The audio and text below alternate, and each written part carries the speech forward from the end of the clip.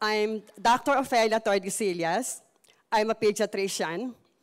I graduated from the UST College of Medicine in 1974, had my board exams in 1975, had my internship and pediatric residency training program at UPPGH, and in 1978, I started my private medical practice. So go figure it out. I've been in practice for the past 40 years. And I am already actually semi-retired. So deciding to join Atomy has not been easy for me. Atomy, as well as its products, as far as I was concerned, were totally unheard of. And as a doctor responsible for promoting the best of health for my patients, I need to be extra careful at all times. My patients count on me, and so I really cannot afford to commit mistakes. And in medical practice, everything is all about evidence-based medicine, meaning when we make the choice as to which treatment and appropriate and correct and effective should be given to a patient, we have to make a choice of medicines backed up by a strong body of evidence. So these are my apprehensions when I first struggling through the decision of whether to join Atomy or not.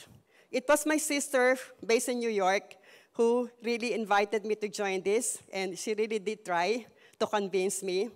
I was in New York then, and I had the chance to attend one of their center meetings. They have their Skyland Center there, and as fate would have it, eventually, when I had the opportunity to have my own center also, I named it Golden Horizon. Maybe I took the cue from the Skyland Center.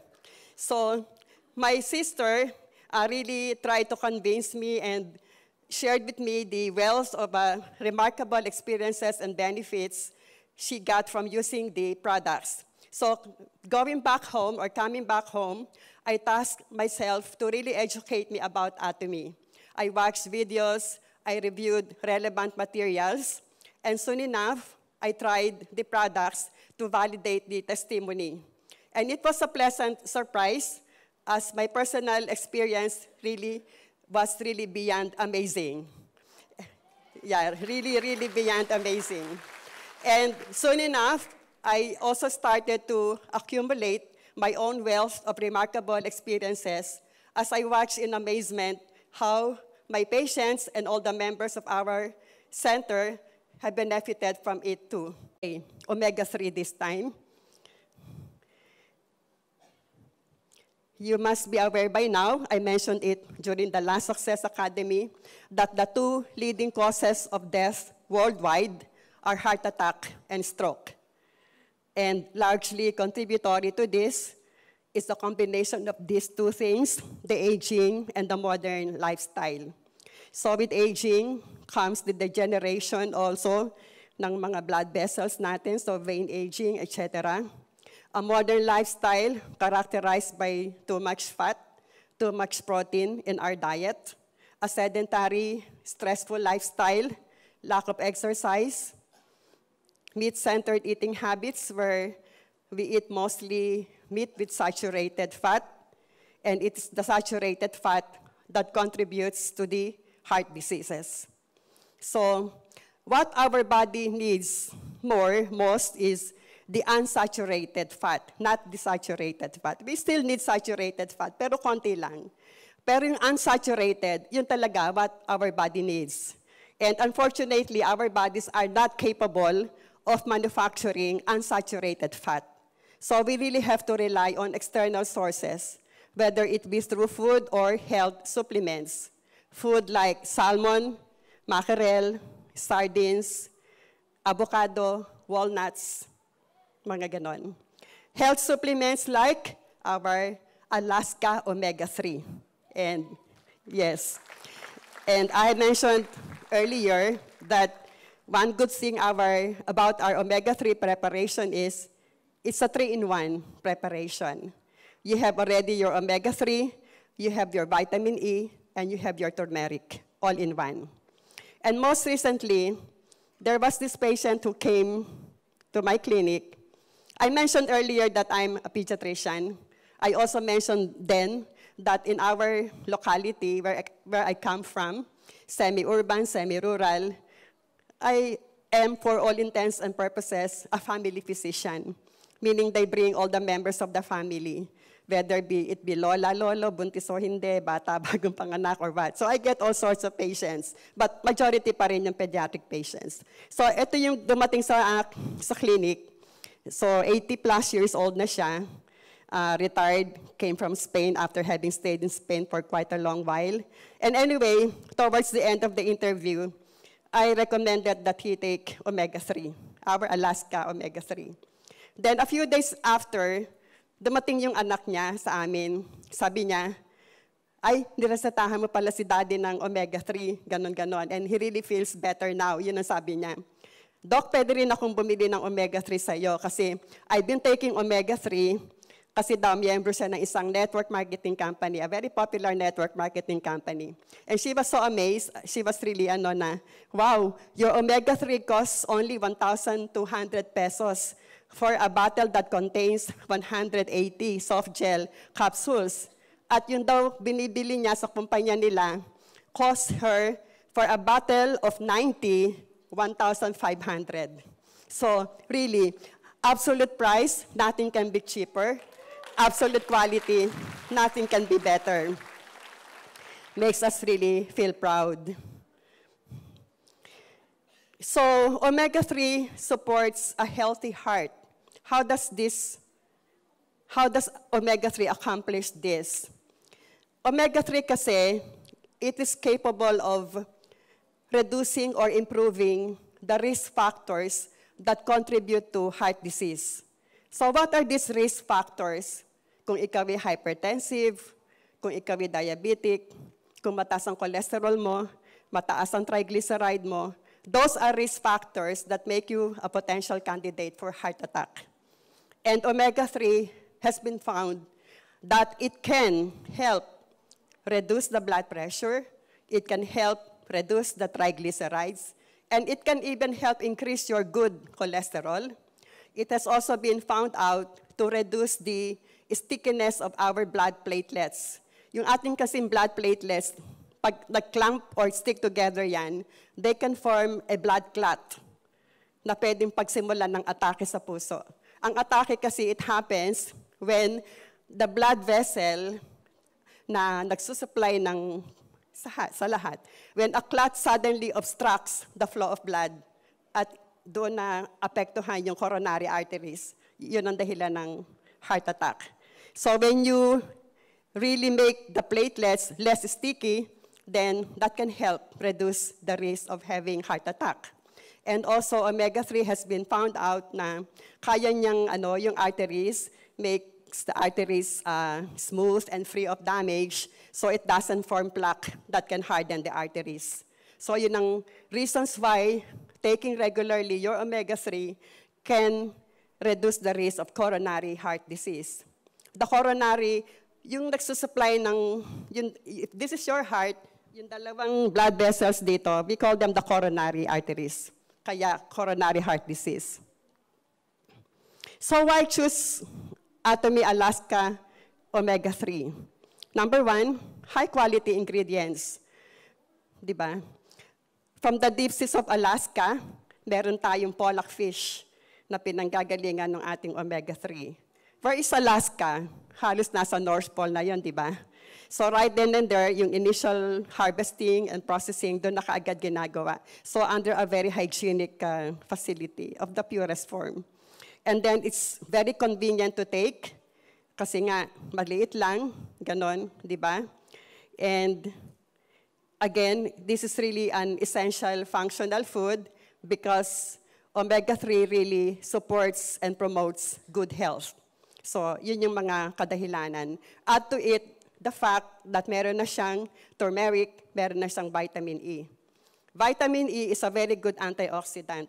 And any antioxidant will also help slow down the aging process.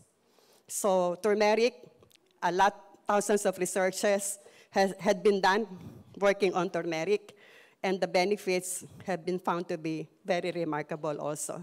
So anti-inflammatory, anti-whatever, so many benefits coming from turmeric. And again, the reason why our omega-3 has the best quality and the best price, providing us essential nutrition, is because our company gets them directly from the manufacturer. And unsaturated fat, this is what I mentioned earlier. We actually usually refer to it as PUFA, P-U-F-A, meaning polyunsaturated fatty acids, which we also call as EFA or essential fatty acids. Essential fatty acids kasi hindi sila kayang gawin ng ating katawan. So anything na hindi kayang gawin ng ating katawan yon, essential fatty acids. So omega-3 provides unsaturated fat necessary for our body. And from the ICCs of Alaska, what follows is fast and safe and clean transport using an exclusive railroad. And the product ends up in Ohio, USA, for its final processing and refinement. Diba? May exclusive railroad pa. Ngayon lang ko nakarinig ng exclusive railroad. So this is the entire production process, ending up doon sa molecular distillation.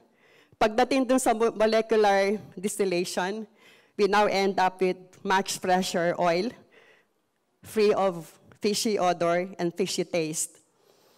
I really have been taking omega-3 since years and years ago. I'm a great believer of the product. Kaya lang yung mga nabibili noon, kahit inumin mo sa umaga at dumighay ka sa gabi, lasa ka pa rin tinapa sa gabi. Kasi ganun siya, di ba? Yung kanyang taste and odor. So nagulat ako dito sa omega-3 natin. Wala walang ganun. Hindi siya balansa, hindi siya lasang tinapa, walang ganun. So nakakatuwa. So Alaska omega-3 is recommended for everybody. Kasi everybody needs good health. And as I mentioned earlier, omega-3 really supports and promotes the best of health. So everybody needs omega-3, particularly if hypertensive ka, mataas ang cholesterol mo, ang triglycerides mo, mahilig kang kumain sa fast foods, mahilig kang sa mga saturated fat, hindi ka halos kumakain ng isda, the middle age to the aged, you lack exercise, ito yung lalo na kailangan. But as I have said, it's really meant for everybody. At this point, let me share with you one very interesting case which I'm monitoring now. A 16-year-old girl diagnosed with psoriasis. My apologies as we can't show yet the pictures. So 16 years old referred to my center, diagnosed with psoriasis since she was about 3 months old. It's one of those very rare cases, kasi usually ang psoriasis somehow in older age. But this baby, 3 months old pa lang, talagang nagsimula ng mag-manifest. And throughout her growing up years, the lesions worsened despite several consultations and treatment. All diagnostic procedures, including biopsy, really proved that it was psoriasis. All treatment modalities failed. Kung makikita niyo siya, medyo talagang nakakaawa. Stunted ang growth niya. At 16, she looks like a 7 to 8-year-old girl. And I can imagine why. Dahil all throughout her life, never had any restful day or night because she itched all over every single minute, every single second. She itched all over. And it was painful. Meron siyang smelly discharge. And pag titingnan niyo siya, alam niyo yung driftwood, yung tuod. Alam niyo yan? O kung hindi niyo alam yung driftwood, yung puno, para siyang walking tree. Kasi yung extremities niya, parang bark ng puno. You touch it, it was like touching the bark of a tree. Ganun siya ka-rough. You look at it, it really looks like the bark of a tree. Ganun siya talaga, walang pinag-iba. Ang tawag doon, lichenified psoriasis. Lichenified meaning because of the years of scratching and scratching, lalong kumapal. Ganon. So when she was referred to me, sabi ko, sige, kasi lahat naman ng treatment nagawa, wala. And naniniwala ako sa Himuhim. Kasi ano ba yung psoriasis? Psoriasis is an autoimmune disease. So what is an autoimmune disease? It is when your immune cells mistake your healthy cells for foreign cells, and they start to attack your own healthy cells, resulting into inflammation. In the case of psoriasis, ang abnormality doon is abnormally excessive production of skin cells. Yung normal na turnover ng skin cells na mga 28 days, pag may psoriasis in 3 to 5 days, excessively producing skin cells. Kaya yung makikita mo yung lesions nila, makapal, scaly, hindi siya magandang tingnan talaga. So sabi ko, this has something to do with immune dysfunction. So again, I would like to challenge Himuhim, being the product that is supposed to modulate. Di ba, Himuhim? That M is modulate. So baka sakaling i-correct niya yung immune reaction nitong bata na to. Ganon. So we placed her on Himuhim 2 sachets a day, and with instruction to come back every 9 days, so I could continuously monitor her. And thanks to some of our friends, well-meaning friends, because we support this child as she is really poor. So we provide her with everything that needs to be given para lang gumaling siya. Ganon. So that is our own version of our center, CSR, Center Social Responsibility. So 9 days after, natuwa ako kasi yung kanyang braso, kasi dati, pag hinipo mo yung kanyang braso, para talagang puno, matigas, hindi mo pag pinindot mo, para kang humihipo talaga ng kahoy, ganon. So when she came back, ginanon ko, uy, parang lumulubog ng konti na yung daliri ko. Oo. And then when nakita ko yung parang bark ng tree, meron ng konting parang clearances. Meron ng konting spaces na parang hindi na ganon kakapal, ganon. So at that point, sabi ko, mag-take ka ng omega-3 at saka bibigyan kita ng Atomy Body Cleanser. Ganon. Omega-3 kasi nga, omega-3 has been proven also to be a very good immunomodulator and also a very good anti-inflammatory. So I said, siguro itong tandem ng Himuhim tsaka omega-3 will help her even more. Ganon. Unfortunately for her, when she came back again after 9 days, hindi daw niya malunok yung omega-3. So nung nakikita kong patuloy na nag-i-improve, pero kahit pa paano, iniinom yung omega, pero erratic. Kaya lang yung realization that I got from it, na mostly Himuhim lang pala yung iniinom niya. So sabi ko, Himuhim alone talagang kaya niyang pagalingin yung psoriasis. Kasi now, looking back, it's been 1.5 months since we started her on Himuhim and the Atomy Body Cleanser. And would you believe, all the itchiness, the pain, and the discharge are all gone. Yes. They had become a thing of the past. Ang sabi nung ina, Doc, kung hindi ko nga gigisingin sa umaga, hindi magising kasi ang sarap lagi ng tulog. Eh dati talagang every so many minutes, gigisingin siya, wake her up, even at night. At one point, sabi ng ina, anak, maawa ka naman sa akin. Mukhang mamamatay na ako kasi hindi ko na kinakaya itong stress niya ng 24 hours, ganon. So nakakaawa silang mag-ina. And then, pag makita niyo yung, like the bark of a tree, falling off, and for the very first time, we're seeing her normal skin underneath. Madami na talagang natanggal. Madami nang natanggal. Now, whenever she comes and visits us, nakangiti na siya, hindi na siya irritable. Before, masungit eh. Oh, we can really understand why. Ganon. So, yun yung aking about psoriasis. Although before her, meron din kaming isang naging psoriasis case, but it was less complicated kasi more than 10 years pa lang niya nakuha yon and much older. Pero in less than a month, natanggal ang psoriasis niya na hindi rin gumaling for the past 10 years. Pero itong bata nito, this is really more complicated and this is really still a work in progress. And we keep really our faith that everything will work out for her. Ganon. And we still have the last slide. So ito na yung last slide kasi bakang babatakin na nila ako bababa. So there are a lot more benefits that omega-3 can give us. So aside from protecting the heart, it can protect the brain against stroke, combat depression and anxiety, especially in these times when suicidal rates are their highest. Maybe we really have to keep in mind, di ba? Dahil sa depression, Alzheimer's, it can reduce inflammation, yes, autoimmune disease, healthy bone joints, sleep quality, ang dami nang nagpapatunay, ang sarap ng tulog nila pag naka-omega-3.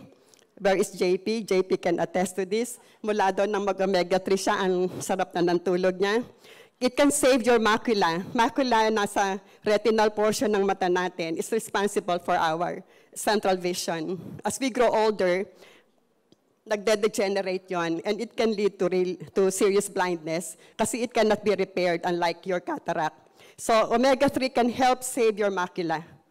And for brain development ng children and infants. So make sure yung inyong mga kaibigan na mga pregnant and nursing mothers, make sure they take sufficient doses of omega-3.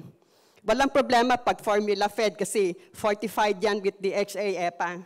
Pero pag breastfed, we promote, advocate breastfeeding, but make sure yung ina umiinom ng enough omega-3 for the sake of her child. And then yun, support healthy skin and slow aging. Yun lang po. Thank you.